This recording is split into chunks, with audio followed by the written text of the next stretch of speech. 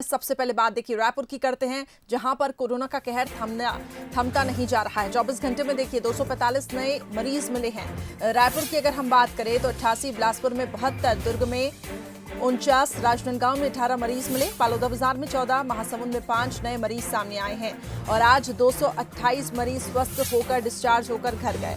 प्रदेश में पॉजिटिव मरीजों की अगर हम संख्या देखें तो 7,863 हुई है और प्रदेश में कोरोना के 2,646 नए एक्टिव केसेस सामने आए और कोरोना से अब तक 45 मरीजों की मौत हुई है।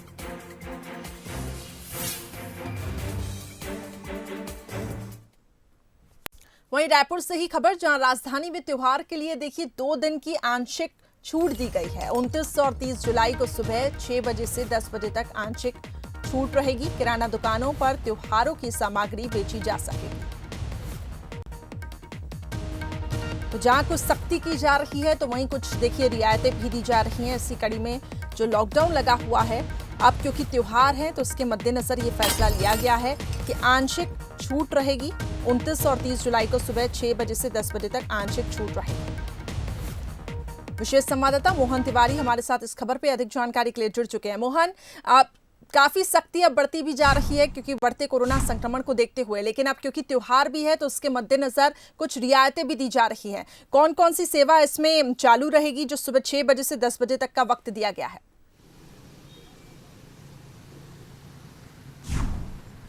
बिल्कुल, देखिए कल मुख्यमंत्री की अध्यक्षता में जो मंत्रिमंडल समिति की बैठक हुई थी उसमें इस बात की समीक्षा की गई थी। तो इस बात के निर्देश थे कि क्योंकि लॉकडाउन अब 6 अगस्त तक बढ़ाया जाएगा, इसलिए जिला प्रशासन अपने स्तर पर क्या छूट दी जा सकती है ये तय करे। और इसी कड़ी में रायपुर जिला प्रशासन ने ये तय किया है, क्योंकि रायपुर में पहले ही 6 अगस्त तक का लॉकडाउन लागू है और ऐसे में 2 महत्वपूर्ण त्यौहार आ रहे हैं, तो उसको मद्देनज़र रखते हुए छूट दी जाए। क्योंकि किराना दुकान भी इस पूरे लॉकडाउन के दौरान बंद है और इसीलिए लोगों को जो ज़रूरत की सामान है उसके लिए भटकना पड़ रहा है या उसके लिए उन्हें काफ़ी इंतज़ार करना पड़ रहा था। तो अब जिला प्रशासन ने तय किया है, क्योंकि 2 महत्वपूर्ण त्यौहार है, इसलिए जो सब्जियों के लिए समय सीमा निर्धारित की गई है खरीदी की, यानी सुबह 6 बजे से 10 बजे, इस दौरान किराना दुकान भी खुल सकेगी, लेकिन ये समय सीमा केवल 2 दिन की होगी। यानी 29 और 30 तारीख को किराना दुकान जो है केवल वही खुलेंगे और इन किराना दुकानों में त्यौहार से जुड़ी हुई जो सामग्रियां हैं वो बेची जा सकेंगी। खासतौर पर मिठाई और राखी के स्टॉल जो है किराना दुकान व्यवसायी अपनी दुकान के बाहर या अपनी दुकान में लगा सकेंगे। तो इन 2 छूट के साथ किराना दुकान वालों को सब्जी बाजार के समय में निर्धारित जो समय है उसमें छूट दे दी गई है, जिससे त्यौहार की जो खरीदी है वो प्रभावित ना हो। और ये छूट काफ़ी सीमित है, यानी सुबह 6 बजे से 10 बजे तक का ही समय दिया गया है, ताकि लोग बाहर एकदम भीड़ में ना निकल जाएं और इसके कारण कोई और संक्रमण ना बढ़े। इसीलिए केवल 6 बजे से 10 बजे तक ये छूट 2 दिन की दी गई है। जी बिल्कुल। और इस दौरान मोहन, देखने वाली बात होगी कि किस तरीके से सोशल डिस्टेंसिंग का यहाँ पे पालन होता है। बहुत बहुत शुक्रिया हमारे साथ जुड़ने के लिए। तो 29 और 30 जुलाई को सुबह 6 बजे से 10 बजे तक आंशिक छूट आपको मिलेगी, लेकिन इस दौरान बहुत ध्यान रखना है कि हम सोशल डिस्टेंसिंग का पालन करें, ताकि संक्रमण जो बढ़ता ही जा रहा है उस पर कहीं ना कहीं हम उसको और रफ्तार न दे दें, उस पर कहीं ना कहीं कमी आए। इसलिए बहुत ज़रूरी है कि सोशल डिस्टेंसिंग का आप ठीक तरीके से पालन करें। वहीं देखिए छत्तीसगढ़ में कोरोना संक्रमण के मामले लगातार बढ़ते जा रहे हैं। आंकड़ा 7,500 छू चुका है। ऐसे में सरकार ने अब बड़ा फैसला करते हुए राजधानी के साथ प्रदेश के प्रमुख शहरों में लॉकडाउन को 6 अगस्त तक के लिए बढ़ा दिया है। लेकिन इसी के साथ सरकार की तैयारियों पर विपक्ष भी अब हमलावर हो गई है। देखिए ये रिपोर्ट। छत्तीसगढ़ में कोरोना के टोटल केस 7,500, कोरोना से कुल मौत 43, एक्टिव केस 2,500। हॉटस्पॉट रायपुर और दुर्ग। रायपुर में 2,179 केस। छत्तीसगढ़ में कोरोना संक्रमण के ये कुछ ऐसे आंकड़े हैं जो कि चिंता की वजह बने हुए हैं और इसी को ध्यान में रखते हुए छत्तीसगढ़ के 12 शहरों में चल रहे लॉकडाउन को 6 अगस्त तक बढ़ाना पड़ा है।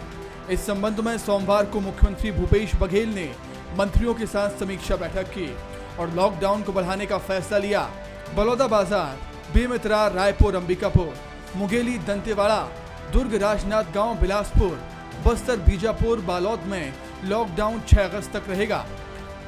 जिस तरीके से मरीजों की संक्रमित मरीजों की संख्या आवक बढ़ते जा रही है और ठीक होकर के जाने वाले पेशेंट की संख्या कम होते जा रही है, तो सबने महसूस किया कि लॉकडाउन की अवधि बढ़ना ही चाहिए।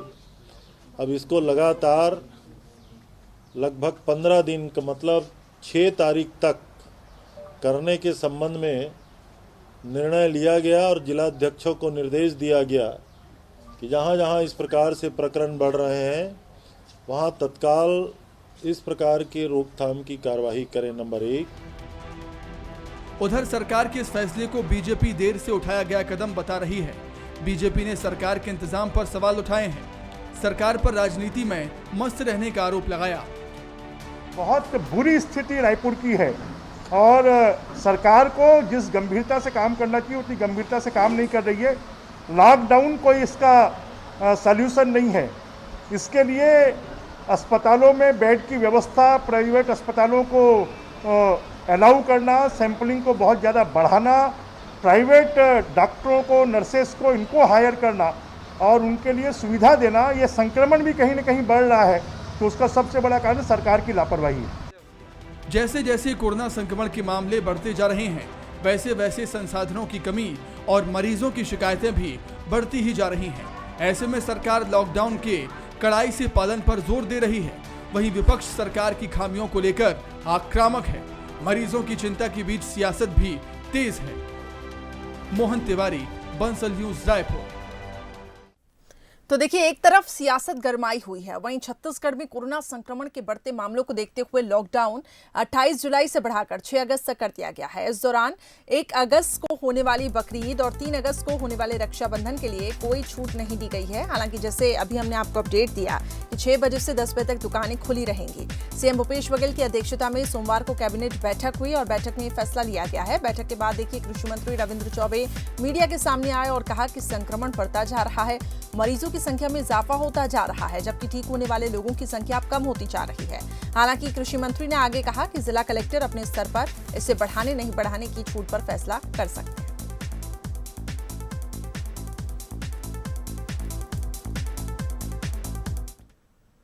वहीं देखिए, अब खबर रायपुर से ही है, जहां छत्तीसगढ़ में बढ़ते कोरोना संक्रमण पर बीजेपी नेता अजय चंद्राकर ने तंज कसा। स्वास्थ्य विभाग पर असंवैधानिक समांतर सत्ता के काम करने का आरोप लगाया है। चंद्राकर का आरोप है कि छत्तीसगढ़ में कोई किसी की नहीं सुन रहा है और कोरोना फैलता जा रहा है। स्वास्थ्य विभाग से अलग हटकर होने वाले फैसलों पर उंगली उठाई गई है। चंद्राकर ने ट्वीट कर सरकार से सवाल पूछा कि इस अराजकता का क्या कोई निदान है। वहीं खबर अब रायपुर से, जहां स्कूल फीस को लेकर याचिका पर हाईकोर्ट का फैसला है कि लॉकडाउन अवधि और ऑनलाइन पढ़ाई की फीस को लेकर यह फैसला प्राइवेट स्कूलों को भी हाईकोर्ट से बड़ी राहत मिली है। निजी स्कूल अब ट्यूशन फीस ले सकेंगे। निजी स्कूलों के फीस लेने पर रोक के खिलाफ ये याचिका लगाई गई थी, लेकिन ये कहीं न कहीं एक राहत भरी खबर स्कूल संचालकों के लिए कि निजी स्कूल अब से ट्यूशन फीस ले सकेंगे। बिलासपुर के 22 प्राइवेट स्कूल प्रबंधकों के संगठन ने याचिका लगाई। तो इस याचिका पर हाईकोर्ट का फैसला है कि निजी स्कूल अब ट्यूशन फीस ले सकेंगे।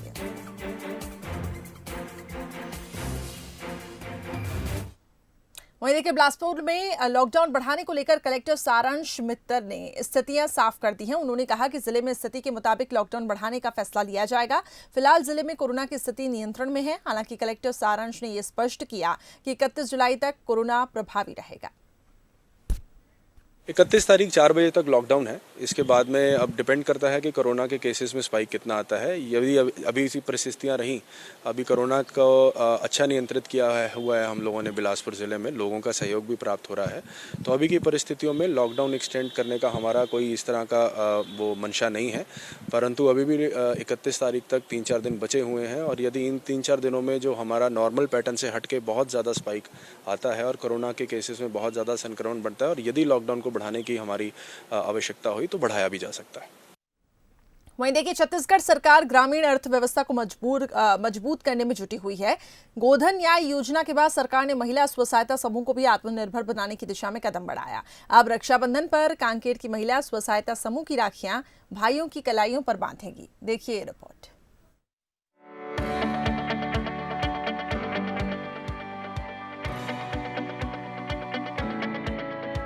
इस बार राखी भी छत्तीसगढ़िया ही होगी। यहीं की बनी, यहीं की रमी और यहीं की सजी राखियां भाइयों की कलाइयों पर बंधेंगी। कांकेर के 13 महिला स्व सहायता समूह दिन रात राखियों को बनाने में जुटे हुए हैं। अब तक 21,500 राखियां तैयार कर ली गई हैं। इनमें 2100 से ज्यादा हाथों हाथ बिक चुकी हैं। लगभग 2000 बनाए थे राखी, उसमें से 600 बिक गया है। जी सर, वहाँ का राखी थोड़ा महंगा मतलब मिलता है, लेकिन हम लोग उससे थोड़ा कम है और एक हम लोग हाथ से खुद बना रहे हैं और थोड़ा मजबूत भी है इसमें। हम लोग कोयतुर समूह से हैं और हम लोग राखी बना रहे हैं। हम लोग पैसा लगाए हैं इसमें 5000 रुपया कच्चा माल के लिए और हम लोग अभी तक के 2000 राखी बनाए हैं और उसमें से 600 राखी बेच चुके हैं। हम हमारे समूह में ब्रेड बनाते हैं, लकड़ी टाल खोले हैं, मछली पालन करते हैं, सब्जी की धंधा करते हैं और सब्जी उत्पाद भी करते हैं। बैंक लिंकेज के द्वारा मदद कर रहे हैं। अब तक के 13 समूह के लोग लाभ उठाए हैं, मतलब 300 महिला लाभ उठा चुके हैं। गाँव में हमारे समूह महिलाएं, बहनें, दीदी सब है ना, वो देखते हैं राखी को और अच्छा करके बोलते हैं सभी खरीदेंगे। बाजार की राखी और यहाँ की राखी में देखने में तो बहुत अंतर है। राखी हाथ में बना रहे हैं, थोड़ा सा कम ही रेट में देंगे बाजार के भाव से। हमारे समूह में 10 महिलाएं हैं। इसके पहले तो हम लोग शिल्प कला वाले भी किए हैं और मुर्गी पालन भी किए हैं और सब्जी भी हमारी महिलाएं करते हैं हमारे समूह की। धन्यवाद करेंगे हम सरकार को। कांकेर जिले के दशपुर, अंतागढ़, दुर्गकोंदा, धनेली कन्हार और कोकपुर के 13 महिला स्व सहायता समूह आत्मनिर्भरता की ओर बढ़ रहे हैं। साथ ही ये इस बात का भी उदाहरण है कि भूपेश सरकार ग्रामीण अर्थव्यवस्था को मजबूती देने की राह पर है। पहले महिलाएं घर की 4 दीवारी तक ही सीमित रहती थी, लेकिन जैसे ही उन्होंने समूह बनाकर मुर्गी पालन, मछली पालन, सामूहिक सब्जी उत्पादन और राखी बनाना शुरू किया, तस्वीर बदल गई। मछली पालन कर रहे हैं सर अभी और मुर्गी पालन भी कर रहे हैं, ब्रेड भी बना रहे हैं और खेती बाड़ी में जो सब्जी भी उगा रहे हैं। समूह में जुड़े हैं ना, तो उसमें समूह वाली को बहुत अच्छा फायदा हो रहा है। आते हैं मेरे पंचायत में ना, तो सब चीज़ का चर्चा करते हैं और बताते हैं। मेरे को भी अच्छा लगता है सर, इन लोग बहुत अच्छे ढंग से काम करते हैं। ऐसे लगता है कि हमारे गाँव की महिलाएँ और अच्छा से करें और हम समूह में जुड़े हैं तो हम लोगों का लाइफ बन गया। ऐसे सभी महिलाएं बोलते हैं और आगे और अच्छा तरक्की करेंगे। 13 समूह के द्वारा काम किया जा रहा है और 13 समूह के द्वारा लगभग 21,800 राखी बनाया गया है और इसमें लगभग अभी ये 4400 राखी बेच चुके हैं 45,000 का। क्योंकि अभी कोरोना काल के कारण चाइना से जो बाहर से जो राखियाँ हैं वो नहीं आ रहा है। समूह के द्वारा जो राखी बनाया जा रहा है लोकल स्तर पे जो सामान है उसके माध्यम से है, जिससे कि इनका आय का भी साधन बढ़ रहा है और लोकल स्तर पे इनको राखी उपलब्ध हो पा रहा है। कहा जा सकता है कि इस रक्षाबंधन में भाइयों की कलाइयों पर इन महिलाओं को आत्मनिर्भर बनाने वाली राखियां सजेंगी। चीन के सामान के बहिष्कार के बाद बाजार में लोकल राखियों की मांग बढ़ी है और ये इन महिला स्व सहायता समूह के लिए अच्छे संकेत हैं। प्रकाश ठाकुर, बंसल न्यूज, कांकेर। चलिए अब बढ़ते हैं आगे। खबर अब जगदलपुर से मिल रही है, जहां नक्सलियों का आज से शहीदी सप्ताह शुरू होने जा रहा है। आपको बता दें 3 अगस्त तक ये शहीदी सप्ताह चलेगा। नक्सलियों ने शहीदी सप्ताह मनाने की अपील की है। तो बड़ी घटना की फिराक में नक्सली होते हैं, आईबी अलर्ट पर है। निर्माण कार्य सरकारी संपत्ति को नुकसान पहुंचाया जा सकता है, इसलिए भारी पुलिस बल भी तैनात किया गया है। तो 28 से 3 अगस्त तक ये शहीदी सप्ताह नक्सलियों का चलेगा। बड़ी घटना की फिराक में इस दौरान नक्सली रहते हैं, आईबी की टीम अलर्ट पर है। इस खबर पर अधिक जानकारी के लिए हमारे संवाददाता प्रशांत गजबिया जुड़ चुके हैं। प्रशांत, नक्सलियों का शहीदी सप्ताह आज से शुरू होने जा रहा है। इस दौरान बताएं क्या कुछ पुलिस की तरफ से मुस्तैदी दिखाई दे रही है, कौन कौन सी टीम इस दौरान तैनात की गई है?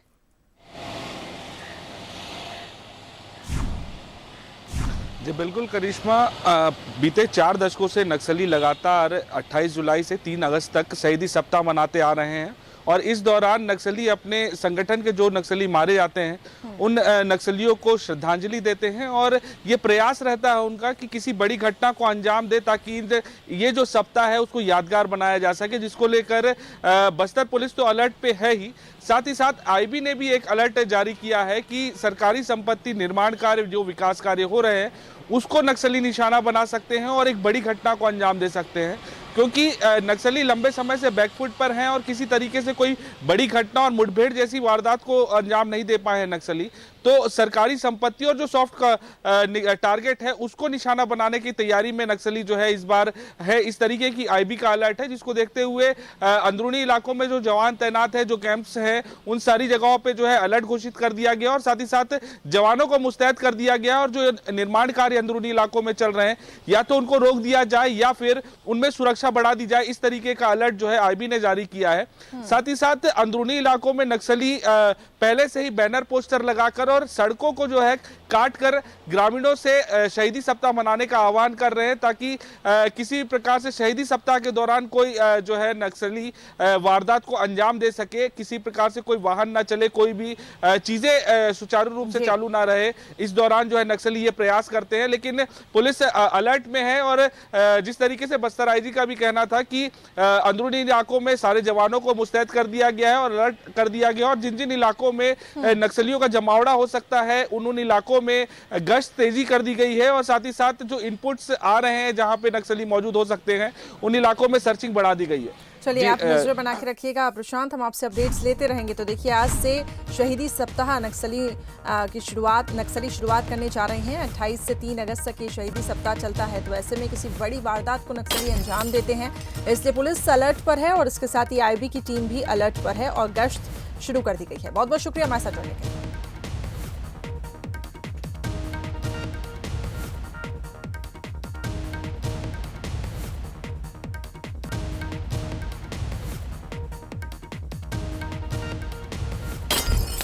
तो नक्सलियों का आज से शहीदी सप्ताह शुरू होने जा रहा है और इसको लेकर आईबी की टीम अलर्ट पर है। 28 से 3 अगस्त तक ये सप्ताह चलेगा। वहीं देखिए, नारायणपुर जिले में एक बार फिर नक्सलियों ने कायराना हरकत को अंजाम दिया। यहां सीएएफ कैंप पर नक्सलियों ने हमला कर दिया, जिसमें एक जवान शहीद हो गया। जवाबी फायरिंग में नक्सली वहां से भाग खड़े हुए। घटना की सूचना जैसे ही मिली, जिला मुख्यालय से अतिरिक्त बल को घटनास्थल के लिए रवाना किया गया। नक्सलियों की इलाके में मौजूदगी की आशंका को देखते हुए सघन सर्चिंग अभियान चलाया जा रहा है। बस्तर आईजी सुंदरराज पी ने बताया कि करियामेटा इलाके में हाल ही में हुए मुठभेड़ में 2 नक्सली मारे गए थे, जिसके बाद से ही इलाके में नक्सली लगातार सक्रिय हो गए हैं। सोमवार सुबह को उन्होंने छत्तीसगढ़ आर्म फोर्स के करियामेटा कैंप पर गोलीबारी कर दी।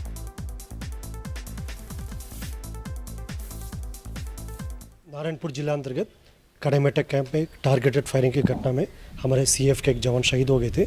अभी तक जानकारी प्राप्त हो उसी अनुसार ये स्मॉल एक्शन टीम का घटना रहा है। इसमें सिर्फ 2-3 राउंड फायरिंग हुआ। इसमें हेड इंजरी होने के कारण से हमारा सीएफ का जवान स्पॉट में डेथ हो गई। उसके पश्चात आसपास क्षेत्र को लगातार अभी सर्चिंग की जा रही है। अभी तक और किसी प्रकार का कोई मुठभेड़ नहीं हुआ और अन्य क्षेत्र में भी अभी सभी कैंप्स का अलर्ट करके सर्चिंग जारी। चलिए, अब खबर अंबिकापुर से मिल रही है, जहां कांग्रेस नेता के बेटे ने खुदकुशी कर ली है। युवक अर्जुनेंद्र सिंह ने गोली मारकर खुदकुशी की है। हालांकि अभी खुदकुशी के कारण सामने नहीं आ पाए हैं। पुलिस जांच कर रही है। कोतवाली थाना क्षेत्र का ये मामला है। उनके बेटे हैं 30 वर्षीय, उन्होंने उनके गोली लगने से मृत्यु हुई है। हॉस्पिटल में है अभी उनकी बॉडी, वो भी उनका पीएम किया जा रहा है। यहाँ पर हमारी एफएसएल की टीम आई है। पूरी तरह से जो भी प्रक्रियाएं होती हैं उनका भी पालन किया जा रहा है। फिंगरप्रिंट्स की भी टीम है और पीएम रिपोर्ट मिलने के बाद में, एफएसएल की रिपोर्ट मिलने के बाद भी हम लोग निष्कर्ष पर पहुँचेंगे। वहीं देखिए, कोरबा के एससीसीएल के सिंघाली खदान क्षेत्र में अचानक जमीन धंसने से लोगों में हड़कंप मच गया। सिंघाली से महज 200 मीटर की दूरी पर हुई इस घटना में किसी के हताहत होने की खबर नहीं है, लेकिन जमीन धंसने से खेत में 25 फीट जितना गड्ढा हो गया है। घटना के बाद ग्रामीणों में दहशत का माहौल बना हुआ है। ग्रामीणों में काफी आक्रोश भी देखा जा रहा है। जमीन धंसने की सूचना मिलने पर अधिकारी मौके पर पहुंचे और आनन फानन में इलाके को घेराबंदी कर दी। बताया जा रहा है कि जिस जगह पर यह घटना घटी वहां नीचे कोयला खदान स्थित थी, जहां से कोयला निकाला जा चुका है और उसके बाद ये जमीन खोखली हो गई थी।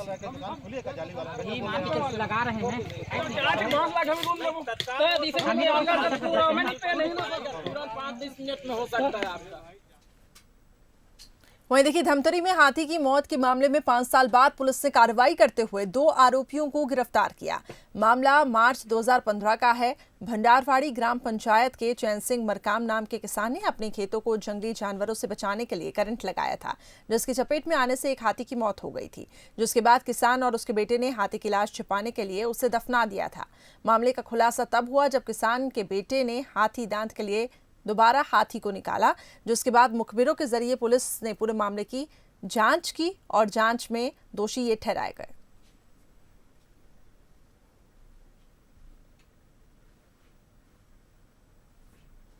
वहीं देखिए, छत्तीसगढ़ में रोका छेका अभियान चलाकर सड़कों में घूम रहे आवारा मवेशियों को कांजी हाउस लाकर उनकी देखरेख का पूरा यहाँ पे देखरेख के लिए पूरा इंतजाम किया गया है। लेकिन वही नगर पालिका निगम चिरमिरी में इसका असर कम नजर आ रहा है। यहाँ सड़कों पर मवेशियों का जमघाट लगा हुआ है, जिसकी वजह से सड़क पर चलने वाले पैदल से लेकर 2 पहिया और 4 पहिया वाहनों के दुर्घटना की हमेशा आशंका बनी रहती है। हालांकि निगम प्रशासन इन पर कार्रवाई करने की बात कर रहा है, साथ ही गौठानों के अधूरे निर्माण का हवाला भी दे रहा है।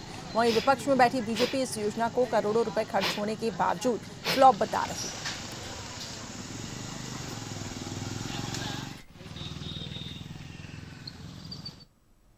वहीं देखिए, राजनांदगांव में कोरोना संकट काल में स्वच्छता दीदी ने कचरा उठाकर जिले के लोगों को स्वच्छता का संदेश दिया।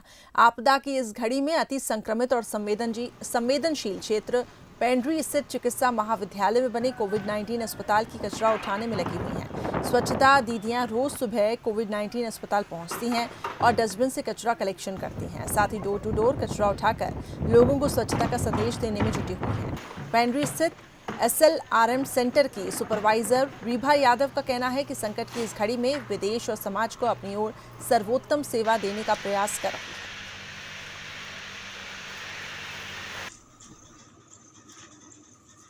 Pendri SLRM centre supervisor. मेरे वार्ड में 2 वार्ड आते हैं, ward number 20, ward number 21। Ward number 21 में मेडिकल कॉलेज अटल आवाज़ आता है, जहाँ से हम डोर टू डोर कचरा कलेक्शन करते हैं। अटल आवाज़, जहाँ पे बीमारी की खतरा मंडराती रहती है। अभी जो मौसमी बीमारी चल रही, संक्रमण चल रहे हैं, जैसे कि डेंगू, पीलिया, अनेक सी बीमारी है जहाँ पे खतरा मंडराती रहती है, जहाँ से हम डोर टू डोर कचरा कलेक्शन करते हैं, जहाँ से हमारी स्वच्छता दीदी डोर टू डोर कचरा कलेक्शन करती है। ऐसी कोई भी दिक्कत, कोई भी परेशानी नहीं आती।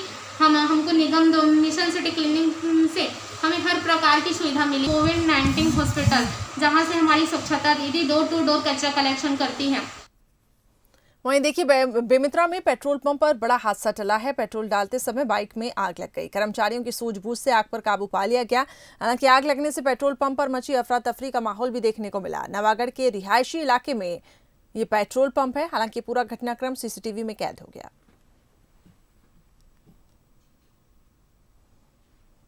तो देखिए किस तरीके से ये पेट्रोल डालते समय बड़ा हादसा टला है। बाइक में आग लग गई, जिसके बाद अफरा तफरी का माहौल देखने को मिला और ये पूरा घटनाक्रम CCTV में कैद हो गया है।